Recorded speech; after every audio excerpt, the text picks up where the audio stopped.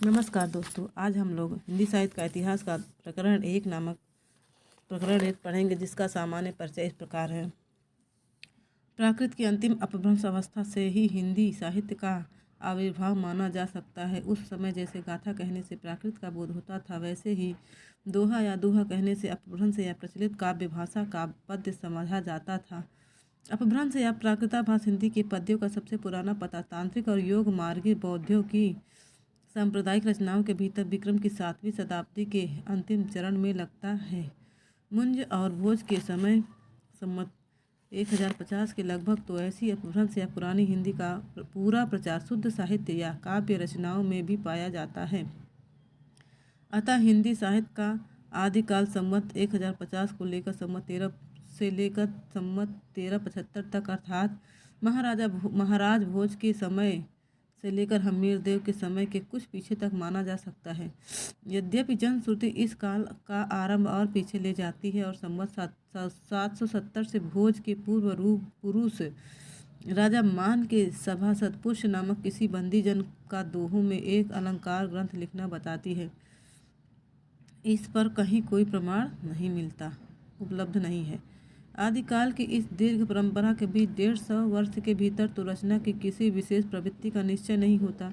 धर्म, नीति, श्रृंगार, वीर सब प्रकार की रचनाएं दोहों में मिलती हैं। इस अनिर्दिष्ट लोक प्रवृत्ति के उपरांत जब मुसलमानों की चढ़ाइयों का प्रारंभ होता है, तब से हम हिंदी साहित्य की प्रवृत्ति एक विशेष रूप में बंधती हुई पाते हैं। राजा से कवि और चरण जिस प्रकार नीति, श्रृंगार आदि के फुटकल दोहे राजभाषाओं में सुनाया करते थे, उसी प्रकार अपने आश्रयदाताओं राजाओं के पराक्रम पूर्ण चरित्रों या गाथाओं का वर्णन भी किया करते थे। यही प्रबंध परंपरा रासों के नाम से पाई जाती है, जिसे लक्ष्य करके इस काल को हमने वेदगाथा काल कहा है। दूसरी बात, इस आदिकाल के संबंध में ध्यान देने की यह है कि इस काल की जो भी साहित्यिक सामग्री प्राप्त है, उनमें से कुछ तो असंदिग्ध है और कुछ संदिग्ध। असंदिग्ध सामग्री जो कुछ प्राप्त है, उसकी भाषा अपभ्रंश अर्थात प्राकृताभास, प्राकृत की रूढ़ियों में बहुत कुछ बद्ध हिंदी है। इस अपभ्रंश या प्राकृताभास हिंदी का अभिप्राय यह है कि यह उस समय की ठीक बोलचाल की भाषा नहीं है जिस समय की इसकी रचनाएं मिलती हैं। यह उस समय के कवियों की भाषा है। कवियों ने काव्य परंपरा के अनुसार साहित्यिक प्राकृत के पुराने शब्द तो लिए ही हैं, जैसे पीछे की हिंदी में तत्सम संस्कृत शब्द लिए जाने लगे। विभक्तियाँ, कारक चिन्ह और क्रियाओं के रूप आदि भी बहुत कुछ अपने समय से कई सौ वर्ष पुराने रखे हैं। बोलचाल की भाषा घिस घिसाकर बिल्कुल जिस रूप में आ गई थी, सारा वही रूप न लेकर कवि और चारण आदि भाषा का बहुत कुछ वह रूप व्यवहार में लाते थे जो उनसे 100 वर्ष पहले से कवि परंपरा रखती चली आती थी। अपभ्रंश के जो नमूने हमें पद्यों में मिलते हैं, वे उस काव्य भाषा के हैं जो अपने पुरानेपन के कारण बोलने की भाषा से कुछ अलग बहुत दिनों तक, आदिकाल के अंत क्या उसके कुछ पीछे तक पोथियों में चलती रही। विक्रम की 14वीं शताब्दी के मध्य में एक और तो पुरानी परंपरा के कोई कवि संभवतः सारंगधर हम्मीर की वीरता का वर्णन ऐसी भाषा में कर रहे थे। चलिए, वीर हम्मीर पाभर में ईड़ी कंपय दिगमगढ़ अंधार धूल सुररह अच्छाई। दूसरी ओर खुसरो मियाँ दिल्ली में बैठे ऐसी बोलचाल की भाषा में पहेलियाँ और मुकरियाँ कर रहे थे। एक नार ने अचरज किया, सांप मार पिंजरे में दिया। इसी प्रकार 15वीं शताब्दी में एक और तो विद्यापति बोलचाल की मैथिली के अतिरिक्त इस प्रकार की प्राकृताभास को पुरानी काव्य भाषा भी भनते रहे। बालचंद विद्यावय भाषा दुह नहीं लग गई दुज्जन हासा। और दूसरी ओर कबीरदास अपनी अटपटी बानी इस बोली में सुना रहे थे। अगिन जो लागे नीर में कंदो जलिया झार, उत्तर दक्षिण के पंडिता रहे विचार विचार। सारांश यह है कि अपभ्रंश की यह परंपरा विक्रम की 15वीं शताब्दी के मध्य तक चलती रही। एक ही कवि विद्यापति ने 2 प्रकार की भाषा का व्यवहार किया है, पुरानी अपभ्रंश भाषा का और बोलचाल की देसी भाषा का। इन दोनों भाषाओं का भेद विद्यापति ने स्पष्ट रूप से सूचित किया है। देसिन बना सब जन मिट्टा ते तैसन चंपो अभट्टा। अर्थात देसी भाषा बोलचाल की भाषा सबको मीठी लगती है। इससे वैसा ही अपभ्रंश देसी भाषा का मिला हुआ। मैं कहता हूँ विद्यापति ने अपभ्रंश से भिन्न भिन्न प्रचलित बोलचाल की भाषा को देसी भाषा कहा है। अतः हम भी इसी अर्थ में इस शब्द का प्रयोग कहीं कहीं आवश्यकता अनुसार करेंगे। इस आदिकाल के प्रकरण में पहले हम अपभ्रंश की रचनाओं का संक्षिप्त उल्लेख करके तब देसी भाषा की रचनाओं का वर्णन करेंगे। अब चलिए प्रकरण 2 देखते हैं, अपभ्रंश काव्य। इसमें जो भी मुख्य मुख्य बातें हैं आप अपने नोट्स में ऐड करते जाइए। ठीक है दोस्तों, जब से प्राकृत बोलचाल की भाषा न रह गई तभी से अपभ्रंश साहित्य का आविर्भाव समझना चाहिए। जैसे पहले जैसे गाथा या गाहा कहने से, अब देखिए ये पंक्तियाँ पूछी जा चुकी हैं कि जैसे गाथा या गाहा कहने से प्राकृत का बोध होता था, वैसे ही पीछे दोहा या दुहा कहने से अपभ्रंश या लोक प्रचलित काव्य भाषा का बोध होने लगा। इस पुराने प्रचलित काव्य भाषा में नीति, श्रृंगार, वीर आदि की कविताएं तो चली ही आती थी। जैन और बौद्ध धर्माचार्य अपने मतों की रक्षा और प्रचार के लिए भी इसमें उपदेश आदि की रचना करते थे। प्राकृत से बिगड़कर जो रूप बोलचाल की भाषा ने ग्रहण किया वह भी आगे चलकर कुछ पुराना पड़ गया और काव्य रचना के लिए रूढ़ हो गया। अपभ्रंश का नाम उसी समय से चला जब तक भाषा बोलचाल में थी, तब तक वह भाषा या देश भाषा ही कहलाती रही। जब वह भी साहित्य की भाषा हो गई तब उसके लिए अपभ्रंश शब्द का व्यवहार होने लगा। अब भरत मुनि का देखिए, इसमें 3री सदी शुक्र जी ने माना है, जबकि उनकी 2री सदी बहुत सारे विद्वान मानते हैं ना इनके जन्म का। इसलिए भरत मुनि विक्रम की 3री शताब्दी ने अपभ्रंश नाम न देकर लोक भाषा को देश भाषा ही कहा है। अब यहाँ से भी पूछ लिया गया था, वज्ररुचि के प्राकृताभास में भी अपभ्रंश का उल्लेख नहीं है। अब ये तो बहुत ही इम्पोर्टेंट लाइन है कि अपभ्रंश नाम पहले पहलबलभी के राजा धारसेन द्वितीय ध्यान रखिएगा, धारसेन द्वितीय के शिलालेख में मिलता है, जिसमें उसने अपने पिता गुहसेन विक्रमी संवत 650 के पहले को संस्कृत, प्राकृत और अपभ्रंश तीनों का कवि कहा। भामह विक्रम की 7वीं सदी ने भी तीनों भाषाओं का उल्लेख किया है। बाण ने हर्षचरित में संस्कृत कवियों के साथ भाषा कवियों का भी उल्लेख किया है। इस प्रकार अपभ्रंश या प्राकृताभास हिंदी में रचना होने का पता हमें विक्रम की 7वीं शताब्दी में मिलता है। उस काल की रचना के नमूने बौद्धों की वज्रयान शाखा के सिद्धों की कृतियों के बीच मिलते हैं। संवत 990 में देवसेन, अब देवसेन का समय देखिए कितना है, संवत 990। अगर आपको इसको ईस्वी में करना हो तो इसमें कितना घटा देना है, 57। 990 में 57 घटा दीजिए, जो भी आता है वही ईस्वी हो जाता है ना। एक जैन ग्रंथकार हुए, उन्होंने श्रावकाचार नाम की एक पुस्तक दोहों में बनाई थी, जिसकी भाषा अपभ्रंश का अधिक प्रचलित रूप लिए हुए है। जैसे जो जीर्ण सासण भाषियों, अभी आप ये देखिए ये इनकी रचना है, किसकी है, देवसेन जी की है ना। जो जीर्ण सासण भाषियों सो मैं कहिया सार, जो पालय सही भाव कर सो सरी पावय पारो। इन्हीं देवसेन ने दब्ब सहाय पायास द्रव्य स्वभाव प्रकाश नामक एक और ग्रंथ दोहों में बनाया था। अब इनकी रचनाएं आप चाहे तो नोट कर सकते हैं, जिसका पीछे के माइल धवल ने गाथा या साहित्य की प्राकृत में रूपांतरण किया। इसके पीछे तो जैन कवियों की बहुत सी रचनाएं मिलती हैं, जैसे श्रुति पंचमी, कथा योग सार, जसहर चरियु, मणय कुमार चरियु इत्यादि। ध्यान देने की बात यह है कि चरित्र काव्य या आख्यान काव्य के लिए अधिकतर चौपाई दोहे की पद्धति ग्रहण की गई है। पुष्पदंत संवत 1029 सॉरी दोस्तों, पुष्पदंत का समय है 1029 के आदि पुराण और उत्तर पुराण चंपाइयों में है। उसी काल के आसपास का जसहर चरियु, जिसको यशधर चरियु चरित भी चौपाइयों के में रचा गया था। जैसे थोड़ा सा इसमें देखिए ये भाषा वो है, अगर पढ़ने में त्रुटि हो तो क्षमा करिएगा। विणु धमलेण स्वयं की हल्लई, विणु जीवेण देव की चल्लई, विणु जीवेण मुख को पावै, तुम्हारी सुखी अपै आवै। चौपाई दोहे की यह परंपरा हम आगे चलकर सूफियों की प्रेम कहानियों में, तुलसी के रामचरित में तथा छत्र प्रकाश ब्रजविलास सबल सिंह चौहान के महाभारत इत्यादि अनेक आख्यान काव्यों में पाते हैं। बौद्ध धर्म विकृत होकर वज्रयान संप्रदाय के रूप में देश के पूर्वी भागों में बहुत दिनों से चला आ रहा था। इन बौद्ध तांत्रिकों के बीच वामाचार अपनी चरम सीमा को पहुंचा। ये बिहार से लेकर आसाम तक फैले थे। कहाँ तक फैले थे? बिहार से लेकर आसाम तक फैले थे और ये सिद्ध कहलाते थे। 84 सिद्ध इन्हीं में हुए हैं, जिनका परंपरागत स्मरण जनता को अब तक है। इन तांत्रिक योगियों को लोग अलौकिक शक्ति संपन्न समझते थे। ये अपनी सिद्धियों और विभूतियों के लिए प्रसिद्ध थे। राजशेखर ने कर्पूर मंजरी में भैरवानंद के नाम से एक ऐसे ही सिद्ध योगी का समावेश किया है। इस प्रकार जनता इस पर सिद्ध योगियों का प्रभाव विक्रम की 10वीं शताब्दी से ही पाया जाता है, जो मुसलमानों के आने पर पठानों के समय तक कुछ न कुछ बना रहा। बिहार के नालंदा और विक्रमशिला नामक प्रसिद्ध विक्रम विद्यापीठ इनके अड्डे थे। कहाँ कहाँ? बिहार के नालंदा और विक्रमशिला इनके अड्डे थे। ठीक है। बख्तियार खिलजी ने इन दोनों अब सबको पता है कि बख्तियार खिलजी ने ही नालंदा और इसको विक्रमशिला को नष्ट कर दिया था, है ना। उसी के बारे में बता रहे हैं शुक्ल जी कि बख्तियार खिलजी ने इन दोनों स्थानों को जब उजाड़ा तब से ये लोग तितर बितर हो गए।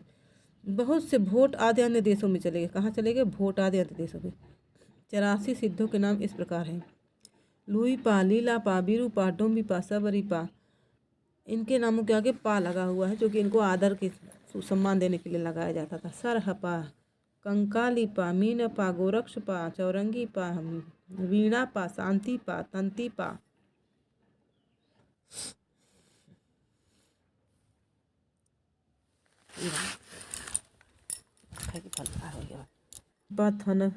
थगनपा, ना गोपा, सीलपा, तिलोपा, छत्रपा, भद्रपा, दोखधीपा, अजगिपा, कालपा, धोम्भीपा, कंकणपा, कमरीपा, डोम्भीपा, डोंगीपा, डेंगीपा, भदेपा, तंधेपा, कुकुरीपा, कुचपा, धर्मपा, महीपा, चिंतीपा, भल्लहपा, नलिनपा, भुसुकपा, इंद्रभूति, मेकोपा, फिर आ गया कुठालीपा, कमरीपा, जालंधरपा, राहुलपा, धरवरीपा, धोकरीपा, मेदिनीपा, पंकरपा, पंकजपा, घंटपा, जोगीपा, बेलुकपा, गुंडरीपा, निर्गुणपा, जयानंदपा, चरपटीपा, चमंकपा, भिखनपा, शांतिपा, कुमरीपा, चमरीपा, मणिभद्रपा, ये योगिनी है। मणिभद्रपा, कनखलापा और कलपा, कलतीपा, दहुरीपा, उधरीपा, कपालपा, किलपा, सागरपा, सर्वभक्षपा, नागबोधिपा, दारिकपा, पूतलीपा,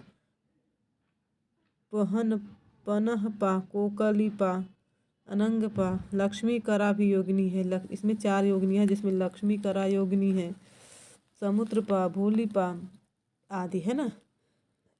तो ये देखिए, पा आदरार्थक पाद शब्द है। इस सूची के नाम पूर्वा पर कालानुक्रम से नहीं है। इसमें से कई एक सामाजिक थे। वज्रयान शाखा में जो योगी सिद्ध के नाम से प्रसिद्ध हुए, वे अपने मत का संस्कार जनता पर भी डालना चाहते थे। इससे वे संस्कृत रचनाओं के अतिरिक्त अपनी वाणी अपभ्रंश मिश्रित देश भाषा या काव्य भाषा का भी बराबर सुनाते रहे हैं। इनकी रचनाओं का एक संग्रह पहले महामहिम हरप्रसाद शास्त्री जी ने बंगला अक्षरों में बौद्धगान और दोहा के नाम से, अब देखिए इनकी वाणी को किसने संकलित किया? तो महामहिम हरप्रसाद शास्त्री जी ने बंगला अक्षर में, है ना, बौद्धगान और दोहा नाम से निकाला। पीछे त्रिपिटिकाचार्य राहुल साकृत्यायन जी भोट देश में जाकर सिद्धों को और बहुत सी रचनाएं लाए। सिद्धों में सबसे पुराने कौन माने जाते हैं? तो सरोज वैद्य नाम भी इनका है, जिनका काल डॉक्टर विनय तोष भट्टाचार्य ने विक्रम की 690 शताब्दी, है ना, संवत 690 निश्चित किया। उनकी रचना के कुछ नमूने तो किसके हैं? सरहपा के। पंडित सहल सत्य बखाने तेह ही रुद्ध बसंत न जाने। अमड़ा गमण तेन बिखंडी ते भी लज्जई भड़ई हूँ पंडी। ये बहुत बार पूछा जा चुका है दोस्तों, इसलिए ये बहुत ही ज़्यादा इम्पॉर्टेंट है। आप लोग ज़रूर अपने नोट में इसे शामिल करिए। जही मन पौन न संचरेला विशेष नाही पवेश, तही बट चित्त विसाप कर सरेहे कही अवेश। घोर अंधारे चंद्रमण जिम उज्जोज करे, परम महासुख एक करे दुरीय अशेष हरेव। जीवंत जो नव जरई, सो अजरामर होई गुरु उपदेशे, विमल ऐसो पर धन्ना कोई। दक्षिण मार्ग छोड़ कर वाम मार्ग ग्रहण का उपदेश, नाद न बिंदु न रवि शशि मंडल, रा असहावे मुंकल। ओजु रे ओजु छाणी माँ ले रे बंक, आई बोहि माँ जाहु रे रंक। लुइपा का समय देखिए 830 के आसपास माना गया है उनके गीतों का कुछ।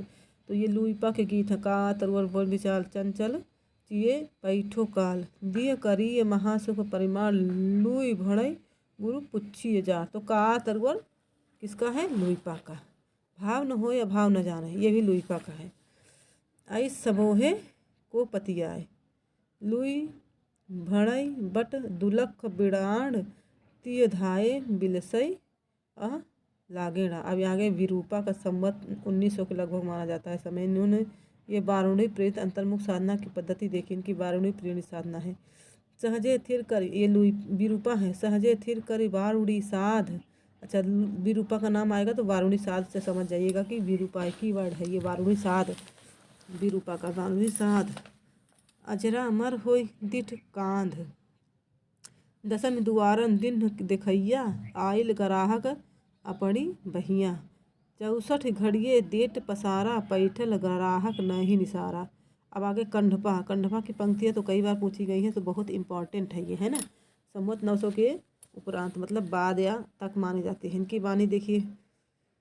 इक्कड़ की मंत्रण तंत्र, डी धरणी लय केलि करंत, डी घर घरणी जावण मज्जय, ताव की पंच वण बिहरिजय। जिमि लोण बिलज्जय पाड़ियई, तिमि धरणी लय चित्त, समरस जय तखणे जन उड़ते सम नित्य। अब वज्रयानियों की योग तंत्र साधनाओं में मध्य तथा स्त्रियों का विशेष डोमिनी रजकी का वो अबाध सेवन एक आवश्यक अंग था। सिद्ध साधना। सिद्ध कंढपा। अच्छा, सिद्ध कंढपा डोमिनी का आह्वान गीत इस प्रकार गाते हैं। एक कंढपा का हो गया। देखिए कंढपा का क्या है। नगर बाहरे डोमी तुम्हारी, तोरी कुड़िया छई, छोई जाय सो बाह नाड़िया, आलो डोंबी तोय सम करिब मसांग, निघिड़ कंठ कपाली जय लाग। 100 64 पाकुड़ी तढ़ी, चढ़ी नाचय डोंबी बापुड़ी, हालो डोंबी तो पूछो में सद्भावे, ऐसे ही जास डोंबी कहर नावे। ये किसकी है? कंढपा की है डोंबी के बारे में। और गंगा जमुना माझे रे बहई नाई, तार बोडिल मातंगी बोइला लीले पा करई, दहत डोंबी बाइलो डोंबी बाट न भविल उछारा, सदगुरु पाए जाइब पुग जिड़ौर, है ना। का नावड़ी खाटे मन करियाल, सदगुरु बाड़े घर पतवार, चिय थिर कर गहू रे नाई, अन्न उपाजे पारण जाई। अब ये कापालिक के बारे में दिया हुआ है। कापालिक जोगियों से बचे रहने का उपदेश घर में सास ननद आदि देती रहती थी, पर वे आकर्षित होती थी जैसे कृष्ण की ओर गोपियाँ होती थी। राग देश मोह लाइस छार, परम भीख लाइस लावए मोतिहार, मारे सास ननंद घरे साली, माँ मारिया कंठ भैल कपाली। थोड़ा घट के भीतर का भी बिहार देखिए। नाड़ी शक्ति दिया घरी खदे, अनह डमर बजई की वीर नदे, कांठ कपाली जोगी पाइठ अचारे, देह नारी बिहरई एकारे। इसी ढंग का कुकुरिपा का समय देखिए 1900 है ना। 1900 के उपरांत बताया गया है। यह एक गीत लीजिए इनका, ससुरी नींद कुकुरिपा का तो ससुरी नींद गैल पकड़ लीजिए, है ना। ससुरी नींद गैल बहुड़ी जागा, कानेट चोर नीलका गई मागा, दिवसई बाहुड़ी काढ़ई उडरे भा, रति भैले कामर जा। रहस्य मार्गियों की सामान्य प्रवृत्ति के अनुसार सिद्ध लोग अपनी वाणी को ऐसी पहेली के रूप में रखते थे जिसे कोई बिरला ही बूझ सकता है। सिद्ध तंतिपा की अटपटी वाणी सुनिए। बेग संसार बाढ़हिल जा, दुहिल दूध के बेटे समा। बलद बिआएल गबिया बांझे, पिता दुइहे एतिना साझे। जो सो बुद्धि सो धन बुद्धि, जो सो चोर सोई साधे साधी। ये किसकी पंक्तियां हैं देखिए, कुकुरिपा के है ना। जो सो बुद्धि सो धन बुद्धि, जो सो चोर सोई साधे। निते निते पियाला सिहे जूझ, ढेढ़ पाएर गीत बिरले बूझ। बौद्ध धर्म ने जब तांत्रिक रूप धारण किया तब उसमें से 5 ध्यानी बुद्धा उनकी शक्तियों के अतिरिक्त अनेक बोधिसत्वों की भावना की गई जो सृष्टि का परिचालन करते हैं। वज्रयान में आकर महासुखवाद का प्रवर्तन हुआ। वज्रयान में है ना। प्रज्ञा और उपाय के योग से इस महासुख दशा की प्राप्ति मानी गई। इसे आनंद स्वरूप ईश्वरत्व का ही समझिए। निर्वाण के 3 अवयव ठहराए गए, शून्य, विज्ञान और महासुख। इसको नोट कर लीजिए। निर्वाण के 3 अवयव कौन कौन से हैं? शून्य है, विज्ञान है और महासुख। उपनिषद में तो ब्रह्मानंद के सुख के परिणाम का अंदाजा करने के लिए उसे महासुख से सहवास सुख उसे सहवास सुख से 100 गुना कहा था, पर ब्रजयान में निर्वाण के सुख का स्वरूप ही सहवास सुख के समान बताया गया। शक्तियों सहित देवताओं के युगनद स्वरूप की भावना चली और उनकी नग्न मूर्तियाँ सहवास की अनेक अश्लील मुद्राओं में बनने लगी, जो कहीं कहीं अब भी मिलता है। रहस्य कथा गुह्य की प्रवृत्ति बढ़ती गई और गुह्य समाज पर श्री समाज स्थान स्थान पर होने लगे। ऊंच नीच कई वर्ग की स्त्रियों को लेकर मद्यपान के साथ अनेक विभत्स विधान वज्रयानियों की साधना के प्रधान अंग थे। सिद्धि प्राप्त करने के लिए किसी स्त्री का, जिसे शक्ति योगिनी या महामुद्रा कहते थे, योग का सेवन आवश्यक था। इसमें कोई संदेह नहीं कि जिस समय मुसलमान भारत आए उस समय देश के पूर्वी भागों में, बिहार, बंगाल और उड़ीसा में धर्म के नाम पर दुराचार फैला था। रहस्यवादियों की सार्वभौम प्रवृत्ति के अनुसार सिद्ध लोग अपनी वाणियों के सांकेतिक दूसरे अर्थ भी बताया करते थे। का तरुण पंचविडाल बौद्धगान में निरूपित 5 प्रतिबंध हैं, जैसे आलस्य, हिंसा, काम, चिकित्सा और मोह। ध्यान देने की बात यह है कि विकारों की यहाँ 5 संख्या निर्गुण धारा के संतों और हिंदी के सूफी कवियों ने ली। हिंदू शास्त्रों में विकारों को बंधी संख्या 6 है। विकारों की बंधी संख्या 6 है हिंदी शास्त्रों में, है ना। गंगा जमुना माझे बहरे नाई, इला पिंगला के बोध सुषुम्ना नाड़ी के मार्ग से शून्य देश की ओर यात्रा। इसी से वे अपनी वाणियों की भाषा को संध्या भाषा कहते थे। देखिए, इस सिद्धों की वाणी को क्या कहा जाता था? संध्या भाषा। ऊपर उद्धृत थोड़े से वचनों से ही इनका पता लग सकता है कि इन सिद्धों द्वारा किस प्रकार के संस्कार जनता में इधर उधर बिखेरे गए थे। जनता की श्रद्धा शास्त्रज्ञ विद्वानों पर से हटाकर अंतर्मुख साधना वाले योगियों पर जमाने का प्रयत्न सराय के इस वचन घट में ही बुद्ध है यह नहीं जानता। अमड़ा आवागमन को भी खंडित नहीं किया तो भी निर्लज कहता है कि मैं पंडित हूँ। मैं स्पष्ट झलकता है। यहाँ पर यह समझ रखना चाहिए कि योग मार्गी बौद्धों ने ईश्वरत्व की भावना कर ली थी, है ना। प्रत्यात्मवेद्यो भगवान उपमा वर्जित प्रभु सर्वराह सर्वव्यापी च कर्ता हंता जगतपति श्रीमान ब्रज सत्वासो व्यक्त भाव प्रकाशक। ये दारिपा की शिक्षा सहजो योगिनी ने लिखा था, है ना। इसी प्रकार जहाँ रवि शशि पवन आदि की गति नहीं वहाँ चित्त को विश्राम कराने का दावा ऋजु सीधे दक्षिण मार्ग को छोड़कर वक्र टेढ़ा वाम मार्ग ग्रहण करने का उपदेश भी है।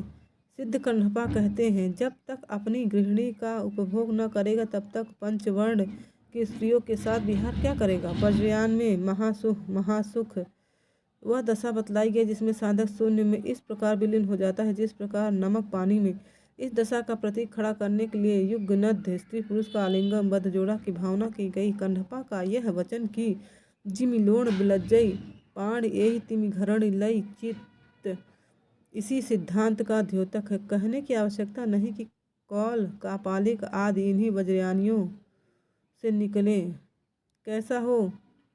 कैसा ही शुद्ध और सात्विक धर्म हो, गुह्य और रहस्य के प्रवेश से वह किस प्रकार विकृत और पाखंडपूर्ण हो जाता है, वज्रयान इसका प्रमाण है। गोरखनाथ के नाथ पंथ का मूल भी बौद्धों की यही वज्रयान शाखा है। 64-84 सिद्धों में गोरखनाथ गोरक्षपा भी गिन लिए जाते हैं, पर यह स्पष्ट है कि उन्होंने अपना मार्ग अलग कर लिया।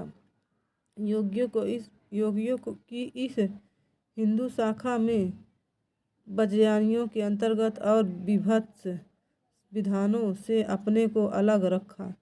यद्यपि शिव शक्ति की भावना के कारण कुछ नाथपंथी वाणी भी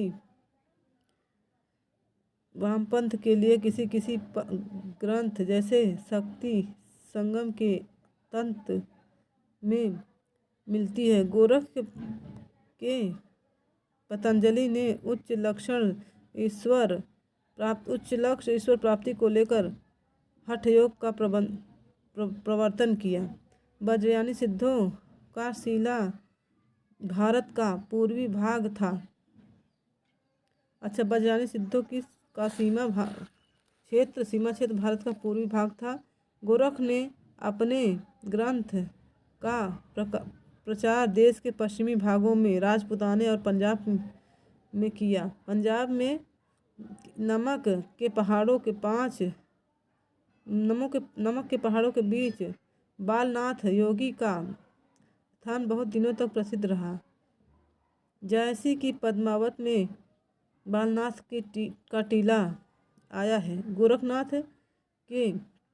गोरखनाथ का समय ठीक नहीं पता चलता। राहुल साकृत्यायन ने वज्रयानी सिद्धों की परंपरा के बीच उनका जो स्थान रखा है, उनके अनुसार उनका समय विक्रम की 2री शताब्दी आती है, जिसका उनका आधार वज्रयानी सिद्धों का एक पुस्तक रत्नाकर जीवम कथा है, जिसके अनुसार मीननाथ के पुत्र मत्स्येंद्रनाथ कामरूप के मछवाहे थे और चरपटिपा के शिष्य होकर सिद्ध हुए। सिद्धों की अपनी सूची में साकृत्यायन ने ही मत्स्येंद्र को जालंधर का शिष्य लिखा है, जो परंपरा से प्रसिद्ध चला आता है। गोरखनाथ के गुरु मत्स्येंद्रनाथ मच्छंद्रनाथ ने थे, यह तो प्रसिद्ध है। साकृत्यायन जी ने मीननाथ या मीनपा को पालवंशी राजा देवपाल के समय में अर्थात संवत 900 के आसपास माना है। यह समय उन्होंने किस आधार पर स्थित किया पता नहीं। यदि सिद्धों की उक्त पुस्तक में मीनपा के राजा देवपाल के समय में होने का उल्लेख होगा तो वे उनको और विशेष रूप से आकर्षित करते। 84 सिद्धों के नामों में हेर फेर होना बहुत संभव हो सकता है कि गोरक्षपा और चौरंगीपा के नाम के पीछे से जुड़ गए हो और मीनपा से मत्स्येंद्र का नाम साम्य और अतिरिक्त कोई संबंध न हो।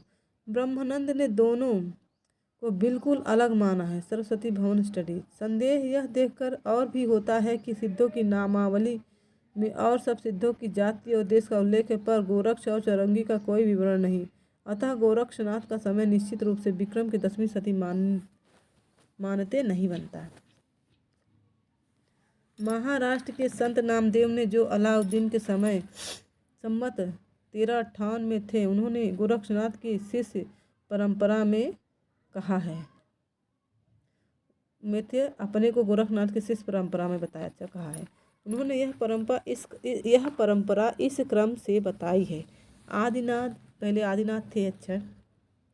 फिर उनके सबसे पहले देखिए आदिनाथ आए, फिर मत्स्येंद्रनाथ, फिर गोरखनाथ, फिर गैनीनाथ, फिर निवृत्तिनाथ और फिर ज्ञानेश्वर, है ना। इस महाराष्ट्र परंपरा के अनुसार गोरखनाथ का समय महाराज पृथ्वीराज के पीछे आता है। नाथ परंपरा में मत्स्येंद्रनाथ के गुरु जालंधर नाथ माने जाते हैं। भोट के ग्रंथों में विसिद्ध जालंधर आदिनाथ कहे गए हैं। सब बातों का विचार करने से हमें ऐसा प्रतीत होता है कि जालंधर ने ही सिद्धों से अपनी परंपरा अलग की और पंजाब की ओर चले गए। वहाँ कांगड़े की पहाड़ियों तथा और स्थानों पर रहने लगे। पंजाब का जालंधर शहर, वहाँ उन्हीं का स्मारक जान पड़ता है। नाथ संप्रदाय के किसी ग्रंथ में जालंधर की बालनाथ जी का मत्स्येंद्र जालंधर के शिष्य हुए, है ना, बालनाथ भी कहा है। नमक के पहाड़ों के बीच जालंधर का टीला बहुत दिनों तक प्रसिद्ध रहा। मत्स्येंद्र जालंधर के शिष्य थे। जगन्नाथ पंथियों की यह धारणा ठीक जान पड़ती है। मिनपा के गुरु चरपटिपा हो सकते हैं, पर मत्स्येंद्र के गुरु जालंधर ही थे। सांकृत्यायन जी ने गोरख का जो समय स्थिर किया है, वह मिनपा का राजा देवपाल का समसामयिक और मतवेंद्र का पिता मानकर, मत्स्येंद्र का मिनपा से कोई संबंध न रहने पर उक्त समय मानने का कोई आधार नहीं रह जाता और पृथ्वीराज के समय के आसपास ही, विशेषतः कुछ पीछे, गोरखनाथ के होने का अनुमान होता है। नव है। अब भी लोग नवनाथ और 84 सिद्ध कहते सुने जाते हैं। गोरख सिद्धांत के मार्ग प्रवर्तकों के नाम गिनाए गए हैं। नागार्जुन, जड़भरत, हरिश्चंद्र, मत्स्येंद्रनाथ, भीमनाथ, गोरखनाथ, चरपट, जालंधर और मलयार्जुन। इन नामों में नागार्जुन, चरपट और जालंधर सिद्धों की परंपरा में भी है। नागार्जुन संवत 702 प्रसिद्ध रसायनी भी थे। नाथ पंथ में रसायन की सिद्धि नाथपंथ सिद्धों की परंपरा से ही छटकर निकला, इसमें कोई संदेह नहीं। इतिहास से इस बात का पता लगता है कि महमूद गजनवी के भी कुछ पहले सिंध और मुल्तान में भी कुछ मुसलमान बस गए थे, जिनमें कुछ सूफी भी हैं। बहुत से सूफियों ने भारतीय योगियों से प्राणायाम आदि की क्रियाएं भी सीखी, इनका उल्लेख मिलता है। अतः गोरखनाथ चाहे विक्रम की 10वीं शताब्दी में हुए हो चाहे 13वीं में, उनका मुसलमानों से परिचित होना अच्छी तरह माना जा सकता है, क्योंकि जैसा कहा जा चुका है, उन्होंने अपने पंथ का प्रचार पंजाब और राजपूताने की ओर किया। इतिहास और जनश्रुति से इस बात का पता लगता है कि सूफी फकीरों और पीरों के द्वारा इस्लाम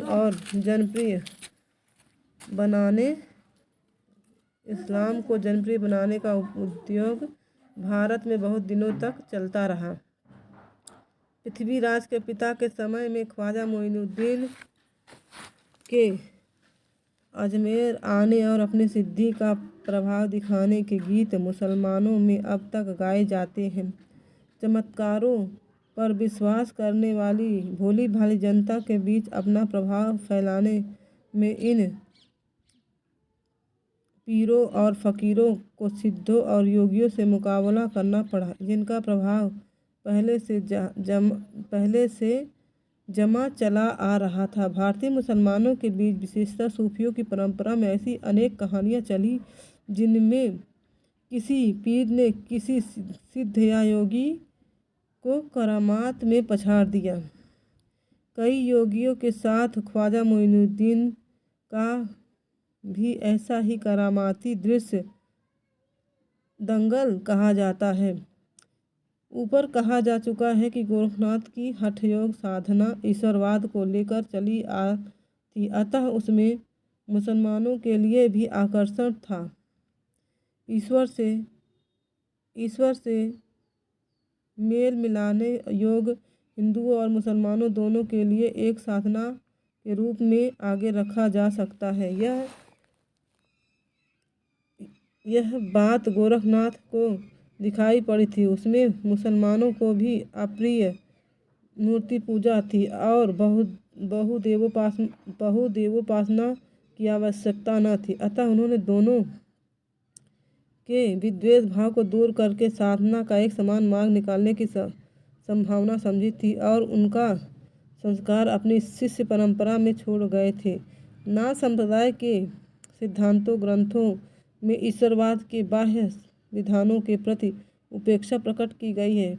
घट के भीतर ही ईश्वर को प्राप्त करने पर जोर दिया गया है। वेद शास्त्र का अध्ययन अर्थ व्यर्थ ठहराकर विद्वानों के प्रति अश्रद्धा प्रकट की गई है। तीर्थाटन आदि निष्फल कहे गए हैं, है ना। ये कुछ संस्कृत में श्लोक है। योग शास्त्रम पठेन नित्यम की मन्ये शास्त्र विस्तरे न वेदो वेद इत्याहुर्वेदा वेदो निगद्यते परमात्मा विद्यते येन स वेदो वेद उच्यते न संध्या संधि रीत्याहु संध्या सन्निर्भिद्गद्यते सुषुम्ना संगिध्य प्राणसा संध्या संचिरुच्यते। अंतः साधना के वर्णन में हृदय दर्पण कहा गया है, जिसमें आत्मा के स्वरूप का प्रतिबिंब पड़ता है। हृदयं दर्पणम यस्य मनस्तत्रं विलोकयेत दृश्यते प्रतिबिंबेन आत्मरूपम सुनिश्चितम। परमात्मा की अनिर्वचनीयता इस ढंग से बताई गई है। शिवम न जानामि कथम वदामि शिवम च जानामि कथम वदामि। इसके संबंध में सिद्ध लुइपा भी कह गए हैं, भाव न होय आई संबोहे को पतियाय। नाद और बिंदु संज्ञाएं वज्रयान सिद्धों में बराबर चलती रही हैं। गोरख सिद्धांत में उनकी व्याख्या इस प्रकार की गई है। नाथांसो नादो नादासः प्राणः सप्तक्यो बिंदु बिंदोरासम शरीरम। नाद और बिंदु के योग से जगत की उत्पत्ति सिद्ध और हठयोगी दोनों मानते थे। तीर्थाटन के संबंध में जो भाव सिद्धों का था वही हठयोगियों का भी रहा। चित्त शोधन प्रकरण में वज्रयानी सिद्ध आर्यदेव कर्णरीपा का वचन है। ये क्या है? प्रतरन्नपि गंगायाम नैव श्वासो धर्महति। ये संस्कृत में है, आप लोग पढ़ लीजिएगा।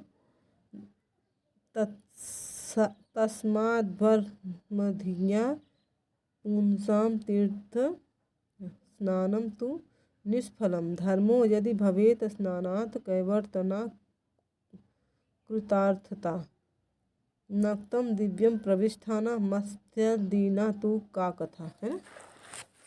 जनता के बीच इस प्रकार के प्रभाव क्रमशः ऐसे गीतों के रूप में निर्गुण पंथी संतों द्वारा आगे भी बराबर फैल रहे हैं। जैसे गंगा के नहाए कहो को न तरिए मछली न तरी जाको पानी में घर है। यहाँ पर यह बात ध्यान में रखना आवश्यक है कि 84 सिद्धों में बहुत से मछुए, चमार, धोबी, डोम, कहार, लकड़हारे, दर्जी तथा बहुत से शूद्र कहे जाने वाले लोग थे। अतः जाति पात के खंडन तो ये आप ही थे। नाथ संप्रदाय भी जब फैला तब उसमें भी जनता की नीची और अशिक्षित श्रेणियों के बहुत से लोग आए शास्त्र ज्ञान संपन्न न थे, जिनकी बुद्धि का विकास बहुत सामान्य कोटि का था, पर अपने को रहस्यदर्शी प्रदर्शित करने के लिए शास्त्रज्ञ पंडितों और विद्वानों को फटकारना भी वे जरूरी समझते थे। सतगुरु का महात्म्य सिद्धों में भी और उनमें भी बहुत अधिक था।